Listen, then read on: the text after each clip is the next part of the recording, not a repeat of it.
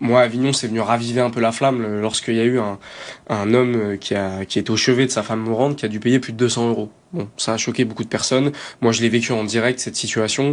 Lorsque j'étais petit, j'ai quelqu'un de ma famille qui a un handicap assez lourd, et on se trimballait avec ma mère de centre de santé en centre de santé pour l'accompagner. Et du jour au lendemain, sur des parkings sur lesquels on est toujours allé, dans des hôpitaux dans lesquels on est toujours allé, poum, on a vu des barrières et on a dû sortir la carte bleue. Alors on aurait pu tout dire, mais vous balarguez la personne, et voilà, mais en fait c'est important aussi psychologiquement qu'on accompagne cette personne de ma famille pour l'aider, pour simplement être en soutien, qu'elle sache que quand elle est en rééducation, bah on l'aide, etc., etc. Et ça coûte effectivement un bras. Et le plus dingue dans cette situation, en l'occurrence pour l'hôpital d'Avignon et pour beaucoup d'hôpitaux, pour celui de la Timone j'en suis moins sûr, mais en tout cas pour celui d'Avignon, c'est des parkings qu'on a déjà payés. C'est-à-dire, c'est pas des parkings qui ont été inventés, qui sont venus de nulle part une fois qu'il y a eu la privatisation. C'est des parkings qui étaient déjà existants, qu'on a déjà payés avec nos propres sous, c'est-à-dire avec les cotisations, avec les taxes, les impôts, etc. Donc, on paye déjà pour ces parkings d'hôpitaux. Et en plus de ça, il y a une entreprise privée. Comme une histoire des autoroutes, c'est exactement la même chose. Du jour au lendemain, on nous a dit que ça devait être transféré au privé, alors qu'on avait déjà payé ces autoroutes. C'est le même scandale, c'est la même logique irrationnelle du capitalisme. C'est en réalité toujours se faire le plus d'argent possible, et ça prend des proportions encore plus ignobles lorsque ça touche à la santé et au fait que les gens sont déjà dans des situations difficiles. Sabrina, sur ce sujet de la gratuité des parkings dans les hôpitaux. Oui, c'est vrai que c'est cohérent. Il y a ce sentiment d'injustice. Les gens, ils sont alimentés dans le sentiment d'injustice, pas que dans le cadre de la justice d'ailleurs. C'est vrai que c'est cohérent, mais toujours pareil. Après, juste on rapproche un petit peu du... Oui, qu'est-ce qu'on propose en termes concrets. Voilà, mais après, l'idée, c'est vrai. Pour financer, cohérent. Vous voulez dire comment on finance? Exactement. Alors comment on peut financer, Raphaël Arnaud? Le financement, c'est ce que j'ai expliqué, c'est qu'il est déjà là. C'est-à-dire que ces parkings ont déjà été construits par nos propres moyens, avec nos cotisations. Maintenant, et pour les coûts de fonctionnement, peut-être, pour faire tourner la machine, etc.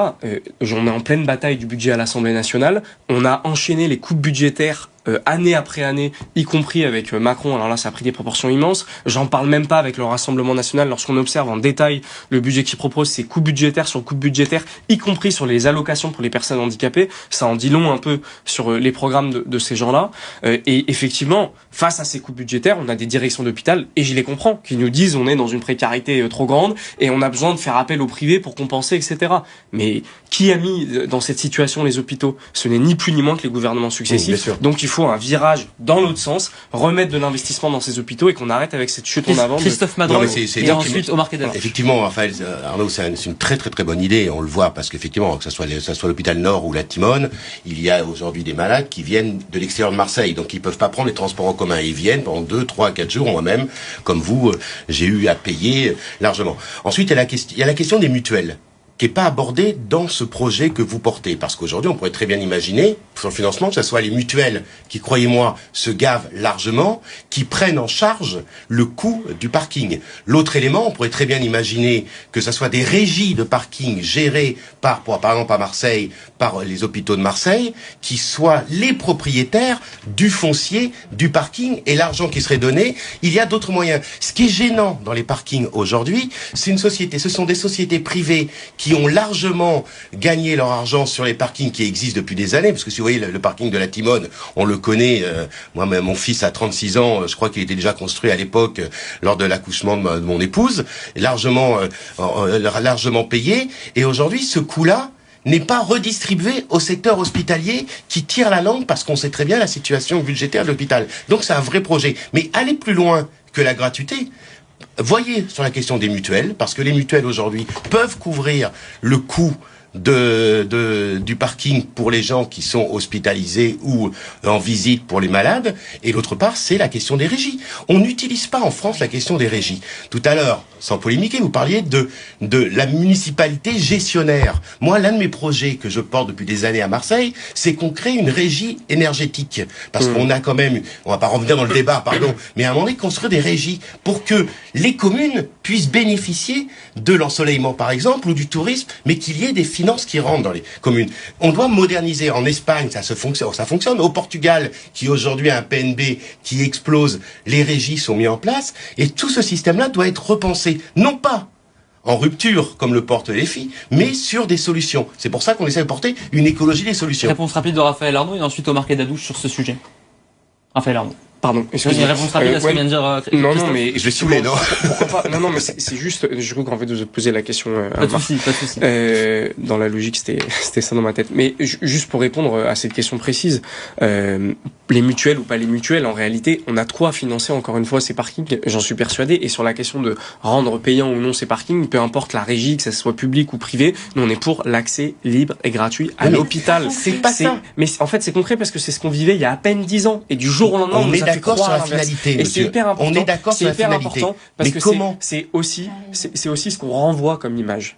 La première chose que l'on voit lorsqu'on arrive à l'hôpital, encore une fois aujourd'hui, c'est une barrière et on doit sortir sa carte bleue pour simplement avoir l'accès à la santé, pour voir des proches, etc. Si je peux m'exprimer, ça vient à mon tour de parler. Omar Kedadouche, ensuite Sabrina. Je vais parler en nom du peuple. Déjà, la mutuelle, Christophe, pas tout le monde malheureusement a les moyens de s'en payer une, ça c'est important. Personne va à l'hôpital par plaisir. On va pas à Disney, quand on va à l'hôpital, on est déjà dégoûté parce que c'est dur de franchir les portes d'un hôpital. Moi, je donne un exemple. J'ai un ami qui fait un accident de moto sur la L2. Je vais le voir à Nord. Je suis resté 2 heures, 8,50 €. 8,50 €. Voilà.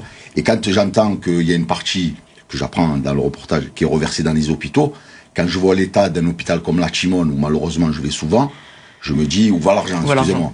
Après, la gratuité, donc bravo, franchement, ceux qui sont à l'initiative, bravo de ce projet, c'est très bien. Même si on fait pas gratuit, on fait 1, 2 € symboliquement, histoire, parce qu'il y a des choses à payer aussi, il y a des fonds de roulement, etc. Mais il y a aussi un problème, c'est que en faisant des parkings qui sont très chers, ça empêche des gens de se soigner. Quelqu'un qui n'a pas d'argent, qui va se soigner, il va aller, je sais pas moi, à la Chimone. Il doit laisser sa voiture dehors. Vous vous rendez compte, on a vu 25 € la journée. C'est pas possible. On a des réactions, Sabrina, je vous donne la parole juste après, c'est promis. Réaction sur ce sujet-là, stop à la gratuité, les gens ont donc à aller se garer ailleurs, nous dit un téléspectateur, j'ai pas le prénom, au 06 12 10 18 44, rien n'est gratuit. Les mutuelles, maintenant qu'elles sont imposées, vous en avez certaines qui remboursent très mal, c'est un scandale. Baisser les tarifs, pourquoi pas, mais ça se répercute encore sur les mêmes selon ce téléspectateur. Une autre personne qui nous dit, pas grave, les coups de gueule, on est du Sud. Oui, on est du Sud, bien sûr, mais avec un peu de respect quand même. Ma chère Sabrina, votre avis sur cette gratuité possible? Justement, il a raison. Toujours le principe, c'est ce que j'expliquais tout à l'heure. Le principe, l'idée, elle est bonne. Là, en face, c'est concret. Et justement, moi, ce que j'aurais aimé qu'on développe... Oui, exactement. J'adore Sabrina. C'est concret. C'est-à-dire que là où c'est intéressant, c'est régie. Est-ce que vous pouvez développer qu'est-ce que c'est? Moi, je sais. Vous le savez. Mais pour le justiciable lambda, qu'est-ce que c'est la régie? Comment ça fonctionne? Et pourquoi elle a existé dans le passé et elle a pu le vent en poupe, elle a pu le même succès quand on parle de la privatisation? Parce qu'au départ, en droit administratif, dans le droit, ça existe, ce système de régie, ça a toujours existé. Qu'est-ce que c'est concrètement? Là, c'est intéressant en termes idéologiques. Là, c'est concret. Un peu à l'américaine, hein, on apporte un résultat. Voilà. Mais voilà, dans le sens, voilà, le résultat, c'est qui compte. Mais est-ce que vous pouvez développer? Je trouve que c'est. Non, il faudrait une émission entière pour développer ce que c'est qu'une régie, le modèle de développement. Mais rapidement, parce que les une gens régie, en fait, c'est la mairie qui est actionnaire principal d'une structure. Les hôpitaux ou l'hôpital peut être actionnaire majoritaire dans le cas des... Et ensuite, d'autres partenaires, c'est ce qu'on appelle les publics privés, sont actionnaires. Mais c'est l'hôpital qui est, ou la mairie, qui est actionnaire principal, donc c'est elle qui décide. Voilà. Et ce n'est pas l'actionnaire privé. Exactement. C'est juste. Moi, je veux bien, hein. C'est déjà le cas. Il y a des directions d'hôpital. Les hôpitaux, c'est une régie en soi. La direction d'hôpital. Monsieur Arnaud, pas l'hôpital, pas les parkings. Bien sûr que si. Y compris pour les parkings. C'est les directions d'hôpitaux qui choisissent de mener des contrats, qui font des contrats avec des entreprises privées. Mais Raphaël, je veux dire, c'est nous qui avons il y a un appel d'offres. Évidemment que c'est les directions d'hôpital qui choisissent en dernière instance de savoir si oui ou non. Mais en fait, c'est déjà une régie en soi. Non. Enfin, je veux dire, la direction on donne d'hôpital, la gestion du parking à une entreprise privée. Oui, mais avant, ce n'était pas le cas. C'est juste un retour à la norme, en fait. Ne dites pas que c'est le cas aujourd'hui. Il y a un appel d'offres qui est lancé, un appel à concurrence. Mais c'est les directions d'hôpital qui ont fait ce choix. On est d'accord. Ils ont fait le choix. Mais si on mettait en place une régie pour les hôpitaux ou une régie municipale, par exemple, vous savez, c'est une question. C'est ce qui se passe au final. On a abordé le problème de la gratuité. J'ai toujours été vous allez voir comment on chemine, et c'est pour ça que je sors du dogmatisme. J'étais pour la gratuité des transports collectifs. Et là, il y a une étude qui est sortie il y a pas longtemps, mise en lumière d'ailleurs, je crois, par un député LFI. On se rend compte que la gratuité du transport collectif ne règle pas la diminution des voitures, mais aujourd'hui, ce sont les piétons qui prennent, ceux qui n'ont pas de voiture, qui prennent les transports en commun. Donc, on diminue pas l'usage de la voiture par la gratuité des transports en commun. Donc, c'est une bonne raison. Et cette question de la gratuité doit être abordée.